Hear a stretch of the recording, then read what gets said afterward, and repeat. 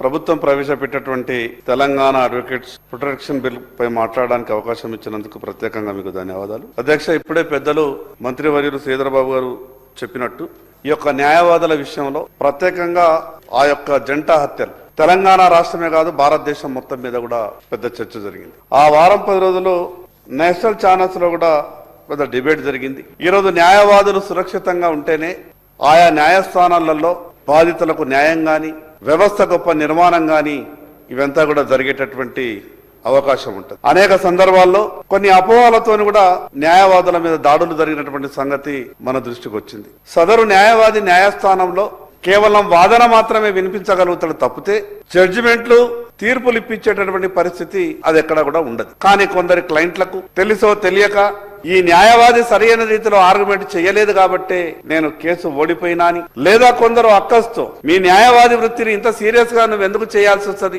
ఏదో చూసి చూడనట్టుగా ఉంటే సరిపోతుండే కదా, నువ్వు ఆ రకంగా నిక్కచ్చిగా వ్యవహారం చేసినందుకే నాకు ఈ రకమైనటువంటి ఇబ్బంది వచ్చిందని కొన్ని సందర్భాల్లో ఈ రకంగా అనేక జిల్లాల్లో రాష్ట్ర రాజధానిలో ఉన్నటువంటి కోర్టులలో ఈ యొక్క దాడులు బెదిరింపులు అనేక రకమైనటువంటి మన దృష్టికి వచ్చినాయి. అధ్యక్ష కేవలం వాళ్లే కాదు, పోలీసు వ్యవస్థ కూడా కొన్ని సందర్భాల్లో న్యాయవాదులను ఇబ్బంది పెట్టినటువంటి సంఘటనలు కూడా ఉన్నాయి. పోలీసులకు సహజంగా ఏముంటదంటే వాళ్ళు పెట్టినటువంటి కేసులో శిక్ష పడాలని ఉంటది. న్యాయవాదులకు ఏముంటది, నేరం చేయనటువంటి వాళ్ళ మీద కేసులు పెట్టారు కాబట్టి వాళ్ళని రక్షించాలని న్యాయవాదులకు ఉంటది. ఇటు ఈ విషయంలో కూడా కొంత ప్రభుత్వం ఆలోచన చేయాలి. అది కొన్ని సందర్భాల్లో వాళ్ళు న్యాయవాదులైనప్పటికీ కొన్ని విషయాలలో బయటకు రావు. కాబట్టి ఆ విషయం మీద కూడా ప్రభుత్వం కొంత ఆలోచన చేయాలని మీ ద్వారా ప్రభుత్వానికి విజ్ఞప్తి చేస్తున్నా. అధ్యక్ష వాళ్ళ న్యాయవాదుల మీద దాడులు జరిగిన తర్వాత కోర్టులలో నడిచేటటువంటి కేసులు కూడా చాలా మందగమనంగా ఉంటాయి. వాళ్ళ మీద వేయాల్సినటువంటి కేసులైన తర్వాత ఛార్జ్ షీట్ వేయడంలో కూడా చాలా డిలే జరుగుతుంది. ఆ విషయం మీద కూడా ప్రత్యేకమైనటువంటి దృష్టి సారించాలని మీ ద్వారా ప్రభుత్వానికి విజ్ఞప్తి చేస్తున్నా. అధ్యక్ష అదేవిధంగా ఈ రోజు గతంలో న్యాయవాద వ్యవస్థలో న్యాయవాద వృత్తిలో కొందరికి మాత్రమే అవకాశం ఉంటుండే. ఈ రోజు ప్రభుత్వాల సహకారం వల్ల లేదా ప్రైవేట్ ఇన్స్టిట్యూషన్స్ రావడం వల్ల న్యాయవాద వృత్తిలో ఎస్సీలు ఎస్టీలు బీసీలు అనేక మందికి అవకాశాలు వస్తున్నాయి. గతంలో ఈ 3 డిగ్రీలు, ఒకటి అడ్వకేట్, రెండవది డాక్టరు, మూడవది ఇంజనీరు, ఈ చదువు ఏమాత్రం కూడా మాకు దొరకకపోతుండే. అధ్యక్ష ఇది కేవలం కొన్ని వర్గాలకు మాత్రమే ఈ చదువు దొరుకుతుండే. ఈ వకీల్ సాబ్ చదువు గాని, డాక్టర్ చదువు గాని, ఇంజనీర్ చదువు గాని. కానీ ఈ రోజులలో బాబాసాహెబ్ గారు ఇచ్చినటువంటి ఆ యొక్క హక్కు వల్ల రాజకీయాలలో మా ఓట్లు లేకుంటే కూడా వ్యవస్థ నడవదని ఈ రోజు అవకాశాలు ఎస్సీలకు ఎస్టీలకు బీసీలకు న్యాయవాద వృత్తిలో అవకాశాలు వచ్చినాయి. అధ్యక్ష న్యాయవాద వృత్తిలో అవకాశం వచ్చి లా పట్టా చేతబట్టుకొని ప్రాక్టీస్ కు జిల్లా కోర్టు అయినా హైకోర్టుకైనా వెళ్ళిన తర్వాత కేసులు కూడా మాకు ఇబ్బంది. అధ్యక్ష మా చేతిలో డిగ్రీ వచ్చినా మేము జిల్లా కోర్టులో ఎన్రోల్ చేసుకున్నా, హైకోర్టులో ఎన్రోల్ చేసుకున్నా మాకంతా ఈజీగా మా చేతికి కేసులు కూడా రావద్దు. నేను ఎందుకు ఈ విషయం మీకు ఉదాహరణ ప్రభుత్వ దృష్టికి తీసుకొచ్చే ప్రయత్నం చేస్తున్నా మీ ద్వారా అంటే, అటువంటి వాళ్లకు ప్రభుత్వం కొంత సహకారం అందించాలి. ఒక 5 సంవత్సరాలు కనీసం లేదా ఒక 7 సంవత్సరాలు ఎస్సీ ఎస్టీ బీసీలకు జిల్లా కోర్టులో ప్రాక్టీస్ కొరకు ఎన్రోల్మెంట్ చేసుకున్నా, హైకోర్టులో ప్రాక్టీస్ కొరకు ఎన్రోల్మెంట్ చేసుకున్నా, ఎక్కడ ఎన్రోల్మెంట్ చేసుకున్నా కొంత మేమున్నాం. ఇప్పుడు వకీళ్ల పరిస్థితి, అడ్వకేట్ల పరిస్థితి ఏముంటదంటే కేసులు వస్తేనే వాళ్ళ పొట్ట గడుస్తుంది, కేసులు వస్తేనే వాళ్ళ జీవనం గడుస్తుంది తప్పితే మిగతా ఎటువంటి ఏ అవకాశాలు ఉన్నాయి. కాబట్టి అదొక ఉద్యోగం తిరగాదు, అది కేసు వచ్చినాడే వాళ్ళ పరిస్థితి. కాబట్టి వాళ్ళకు ప్రభుత్వం ప్రత్యేకంగా కొంత వాళ్ళకు దాని గౌరవ వేతనం అని పేరు పెడతారా, లేదా ఇంకో రకమైనటువంటి పేరు పెడతారా,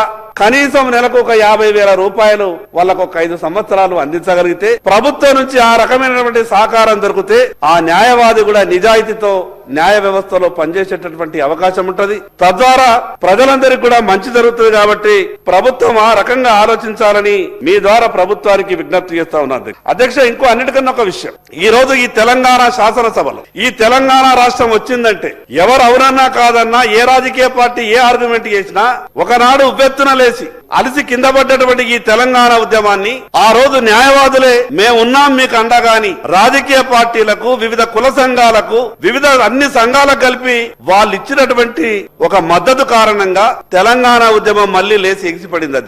అధ్యక్ష తెలంగాణ ఉద్యమం జరిగేటటువంటి సమయంలో అది జిల్లా కోర్ట, హైకోర్ట, ఇంకో కోర్ట, ఎక్కడ ఏ తెలంగాణ ఉద్యమకారుని మీద ఏ కేసైనా మొట్టమొదలుగా ఈ న్యాయవాదులు అక్కడ వాలి, ఈ న్యాయవాదికి వాళ్ళు ఎవరో తెలియదు, పోనీ ఆ న్యాయవాది వచ్చిందంటే ఏదో ఫీజు కొరకు రాలేదు, నా తెలంగాణ కొరకు ఈ ఉద్యమంలో పాల్గొన్నటువంటి వ్యక్తిపై అన్యాయంగా ఆంధ్ర పోలీసులు కేసులు పెట్టిండని జామీనులు వాళ్ళే ఇచ్చిండ్రు అధ్యక్ష, జమానతులు ఎక్కడికెళ్లి తెస్తున్న పాపం వాళ్ళే తెచ్చిండ్రు అధ్యక్ష. ఆ రకంగా కేసుల వాదనలో తెలంగాణ ఉద్యమంలో కీలక పాత్ర పోషించినటువంటి ఆ యొక్క న్యాయవాదులకు ఈ యొక్క న్యాయవాదుల రక్షణ బిల్లు ఇంకా 2014లోనే రావాలి. వాస్తవంగా తెలంగాణ రాష్ట్రం ఏర్పడ్డప్పుడే ఈ న్యాయవాదుల మీద దాడులు ఆంధ్రప్రదేశ్ రాష్ట్రం ఉన్నప్పుడు కూడా జరిగినాయి. ఇది 2014-15 ప్రాంతంలోనే ఈ యొక్క న్యాయవాదుల రక్షణ బిల్లు ఆ రోజే రావాలా. సరే, అయినా కూడా 12 సంవత్సరాల తర్వాత ఆలస్యమైంది.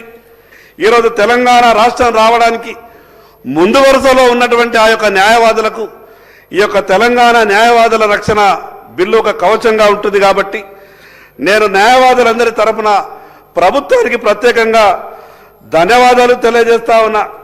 మరి అదేవిధంగా అధ్యక్ష, ప్రభుత్వం కేవలం ఈ న్యాయవాదుల రక్షణ బిల్లు తీసుకొచ్చి బాధ్యత తీరిపోయిందంటే కుదరదు అధ్యక్ష. నేను అంతకుముందు కొన్ని విషయాలు మీ ద్వారా సభ దృష్టికి తీసుకొచ్చే ప్రయత్నం చేస్తున్నా అధ్యక్ష. మేమంతా కూడా ఇప్పుడిప్పుడే మెయిన్ స్ట్రీమ్లో కనిపిస్తున్నాం. మా వాళ్ళు కూడా మేధావులు ఉన్నారు, ఎస్సీలలో మేధావులు ఉన్నారు, ఎస్టీలలో మేధావులు ఉన్నారు, బీసీలలో మేధావులు ఉన్నారు. ఈ తెలంగాణ రాష్ట్రం వచ్చిన తర్వాత మేమంతా కూడా ఆశపడ్డాం. గతంలో ఆంధ్రప్రదేశ్ రాష్ట్రంలో ఉన్నప్పుడు ముఖ్యమంత్రి గారి బంధువే అడ్వకేట్ జనరల్ అవుతుండే, లేదా మిగతా ఇంకో రెవెన్యూ మినిస్టర్ బంధువే అడ్వకేట్ జనరల్ అవుతుండే. కానీ ఎస్సీ ఎస్టీ బీసీలమైనటువంటి మాకు ఎంత టాలెంట్ ఉన్నా, ఈ ప్రభుత్వం విషయాల మీద చట్టాల మీద ఎంత అవగాహన ఉన్నా, గొప్పగా ఆర్గ్యుమెంట్ చేసేటటువంటి అవకాశం ఉన్నా, మాకు అడ్వకేట్ జనరల్ గా అవకాశం వస్తలేదు అధ్యక్ష. ప్రత్యేకంగా నేను మీకు విజ్ఞప్తి చేస్తా ఉన్నా, ఈ 4 కోట్ల ప్రజలలో మీకు నమ్మకమైనటువంటి ఈ వేల మంది లక్షల మంది ఎస్సీ ఎస్టీ బీసీ న్యాయవాదులు ఉన్నారు కదా, ఈ ప్రభుత్వానికి నమ్మకమైనటువంటి ప్రభుత్వానికి అండగా నిలబడేటటువంటి న్యాయవాదులు ఎవరు లేరా అధ్యక్ష? నేను ఈ విషయం మీ ద్వారా ప్రభుత్వ దృష్టికి ఎందుకు తీసుకొస్తున్నానంటే, ఈ రోజు వేల లక్షలాది న్యాయవాదులు, వేల మంది న్యాయవాదులు ఈ తెలంగాణ రాష్ట్రం అడ్మినిస్ట్రేషన్ వైపు చూస్తా ఉన్నారు. గతంలో ఆంధ్రప్రదేశ్ రాష్ట్రం ఉన్నప్పుడు మాకు అన్యాయం జరిగింది. తెలంగాణ రాష్ట్రం వచ్చిన తర్వాత అయినా సరే ఆ యొక్క విషయం మీద ప్రభుత్వం ప్రత్యేకంగా దృష్టి సారిస్తుందని ఇప్పటికైనా అనుకుంటా ఉన్నారు. కాబట్టి ప్రభుత్వం తరపున ఈ యొక్క న్యాయవాదుల్ని నియమించేటప్పుడు అది అడ్వకేట్ జనరల్ కావచ్చు, లేదా ఏజీపీలు కావచ్చు, లేదా జీపీలు కావచ్చు, ఏపీపీలు కావచ్చు, పీపీలు కావచ్చు, ప్రభుత్వం తరపున ఏవైనా ఇటువంటి నియామకాలు జరిగినప్పుడు దానిలో ఖచ్చితంగా అడ్వకేట్ జనరల్ అనేది ఎస్సీ ఎస్టీ బీసీ సామాజిక వర్గాలకు కేటాయించాలి అధ్యక్ష. కొన్ని విషయాలు చెప్పాలంటే కూడా నాకు బాధ అనిపిస్తున్నాయి అధ్యక్ష. ఈ రోజు advocate SC ST BC advocate కొడుకు అడ్వకేట్ కావడానికి ఆస్కారం లేదు. తరాల నుండి ఆ కొలీజియం వ్యవస్థని మీ ద్వారా ఆ కొలీజియం వ్యవస్థకు కూడా నేను విజ్ఞప్తి చేస్తున్నా, సెంట్రల్ అయినా స్టేట్ అయినా ఎవరైనా ఇది అందరికి సంబంధించిన హక్కులు. దాని విషయంలో అధ్యక్ష సిఫారసులు చేసేటప్పుడు కూడా కొలీజియం వ్యవస్థ ఒక పక్కకు ఉన్నప్పటికీ ఇది జగమెరిగిన సత్యం అధ్యక్ష. ఎక్కడ ఏంది అనే మిగతా విషయాలు నేను జోలికి పోను. కానీ తాత ముత్తాతల నుండి తాత హైకోర్టు జడ్జి ఉంటాడు, కొడుకు హైకోర్టు జడ్జి అవుతాడు, మనమడు హైకోర్టు జడ్జి అవుతాడు. నేనేమంటున్నానంటే ఈ లోపాలు ఎక్కడున్నాయో, ఈ చట్టసభకు అధికారాలు అవకాశాలు ఉన్నాయి, ఈ సమాజంలో జరుగుతున్నటువంటి ఇబ్బందుల గురించి, ఈ సమాజంలో జరగాల్సిన సవరణల గురించి ఈ యొక్క పార్లమెంటరీ వ్యవస్థలో ఉన్నటువంటి గొప్ప అవకాశం ఈ కొలీజియం అనే వ్యవస్థ మీద కేవలం పార్లమెంటరీ వ్యవస్థలో మాత్రమే చర్చ చేసే అవకాశం ఉన్నది. అది రాష్ట్ర శాసనసభ కావచ్చు, ఈ దేశానికి సంబంధించినటువంటి పార్లమెంట్ లో కావచ్చు, బయట ఎక్కడ కూడా చర్చ చేయడానికి అవకాశం లేదు. ఈ కొలీజియం వ్యవస్థ మీద కేవలం ఇక్కడ మాత్రమే చర్చ చేయడానికి అవకాశం ఉన్నది. కాబట్టి ఆ విషయాన్ని ఒకసారి మనమంతా కూడా ఆలోచించాలని మీ దృష్టికి తీసుకొచ్చేటటువంటి ప్రయత్నం చేస్తున్న అధ్యక్ష. మన మంత్రి గారు పొన్నం ప్రభాకర్ గారికి నిజంగా మేము బీసీలమంతా కూడా గర్వపడుతున్నాం అధ్యక్ష. మా బీసీలకు సంబంధించినటువంటి చాలా విషయాల్లో కొంత ఒక 30% కాంగ్రెస్ పార్టీకి అనుకూలంగా మాట్లాడిన, ఒక 70% బీసీలకు అనుకూలంగా మాట్లాడే ప్రయత్నం చేస్తాడు. ఇక రాజకీయ పార్టీలో పనిచేస్తున్నప్పుడు కొంత మెప్పు కొరకు ఆ మాత్రం మాట్లాడడం, లేకుంటే వ్యవస్థ కూడా కొంత ఇబ్బంది ఉంటుంది. అయితే ఓ సంతోషం ఏమనిపిస్తుంది అంటే ఎస్సీ ఎస్టీలకు బీసీలకు న్యాయం కావాలని మాత్రం గట్టిగా కొట్లాడతాడు. దాంట్లో ఏమాత్రం కూడా అనుమానం లేదు.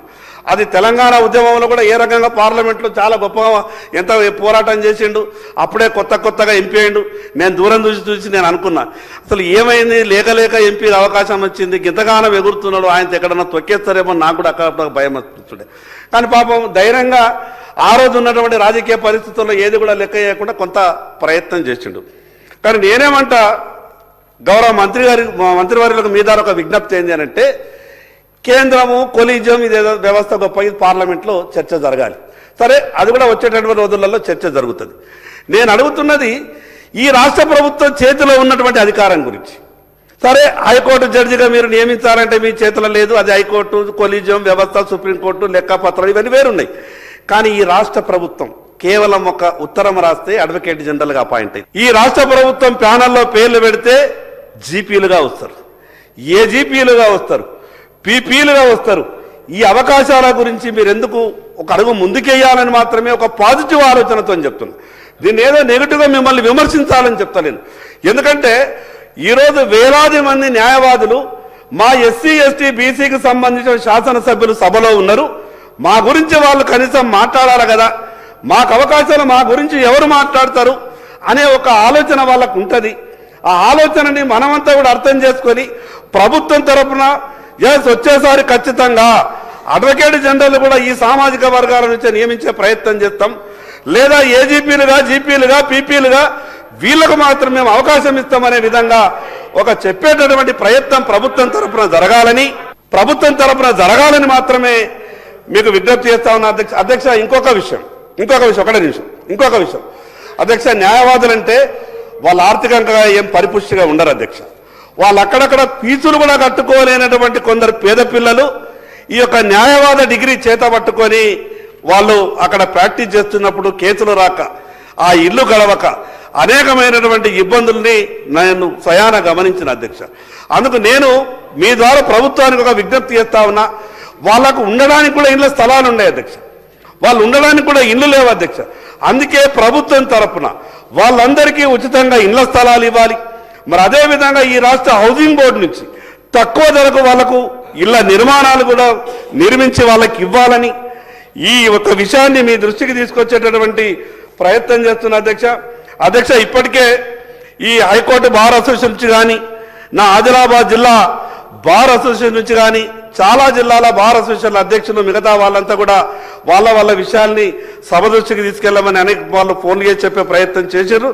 కాబట్టి నేను చెప్పినటువంటి ఈ విషయాల్ని మంత్రి గారు తన రిప్లైలో ఈ విషయంలో వాళ్లకు నెలకు 50,000 రూపాయలు గౌరవ వేతనం ఇచ్చే విషయం, ఇళ్ల స్థలాలు లేనటువంటి ఆ యొక్క న్యాయవాదులకు ఇళ్ల స్థలాలు ఇచ్చేటటువంటి విషయం, అదేవిధంగా ఈ హౌసింగ్ బోర్డు నుంచి తక్కువ ధరకే వాళ్లకు ఇళ్లను నిర్మించి ఇచ్చేటటువంటి విషయం, రాష్ట్ర ప్రభుత్వం నియమించేటటువంటి జిల్లా కోర్టులు కానీ, హైకోర్టులు కానీ వాటిలో అడ్వకేట్ జనరల్గా, అదేవిధంగా ఏజీపీలుగా, పీపీలుగా, జీపీలుగా ఇవన్నీ కూడా ఈ ప్రభుత్వం తప్పకుండా 70% ఆయా వర్గాలకు మేము చేస్తామని ప్రభుత్వం తరపు నుంచి మాట ఇవ్వాల్సిందిగా మీ ద్వారా విజ్ఞప్తి చేస్తూ ఈ అవకాశం ఇచ్చడం మీకు ప్రత్యేకంగా ధన్యవాదాలు తెలియజేస్తూ సెలవు తీసుకుంటున్నా అధ్యక్ష.